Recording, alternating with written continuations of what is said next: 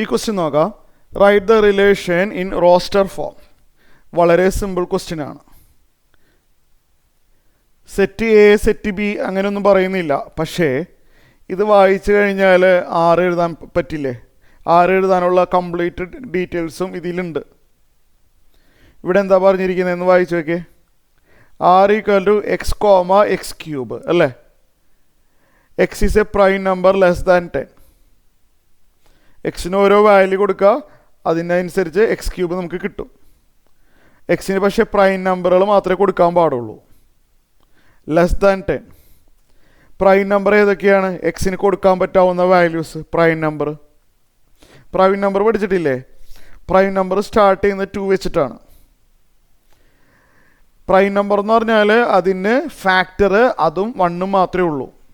Prime number എന്ന് പറഞ്ഞാൽ അതൊരു നമ്പറാണ്, അതിൻ്റെ ഫാക്ടർ എന്ന് പറയാനായിട്ട് ആ നമ്പറും 1 മാത്രമേ ഉള്ളൂ. 3 ഒരു പ്രൈം നമ്പറാണ്. 5, 7 ഇതിൻ്റെയൊക്കെ ഫാക്ടേഴ്സ് എന്ന് പറഞ്ഞാൽ ആ നമ്പറും 1 മാത്രമേ ഉള്ളൂ. 9 പ്രൈം അല്ല.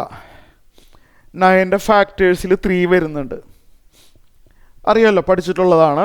ഇതൊക്കെയാണ് പ്രൈം നമ്പേഴ്സ് ലെസ് ദാൻ 10. അപ്പോൾ എക്സിന് ഈ വാല്യൂസ് മാത്രമേ കൊടുക്കാൻ പാടുള്ളൂ. 6 എഴുതിയാലോ? എക്സിൻ്റെ സ്റ്റാർട്ടിങ് വാല്യൂ 2 കൊടുത്താൽ എന്ത് വരും? എക്സ് ഇവിടെ 2 ആയി കഴിഞ്ഞാൽ ഇവിടെ 2 ക്യൂബ് ആവും. എക്സ് കോമ എക്സ് ക്യൂബ് എന്നാണല്ലോ. അപ്പോൾ എക്സ് 2 ആകുമ്പോൾ ഇവിടെ 2 ക്യൂബ് ആവും. 8. എക്സിൻ്റെ അടുത്ത വാല്യൂ 3 ആണ്. അപ്പോൾ ഇവിടെ 3 ക്യൂബ് ആവും.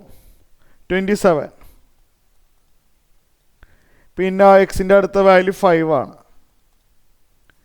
എക്സിന് 5 കൊടുത്താൽ 5 ക്യൂബ് വരും. എത്രയാണ്? 125. എക്സിൻ്റെ ലാസ്റ്റ് വാല്യൂ 7 ആണ്. അപ്പോൾ 7 ക്യൂബ് കിട്ടും അല്ലേ? 7 ക്യൂബ് എത്രയാണ്? നമുക്ക് ചെയ്തു നോക്കാം. 7 ക്യൂബ് ചെയ്ത് വന്നു കഴിഞ്ഞാൽ 343.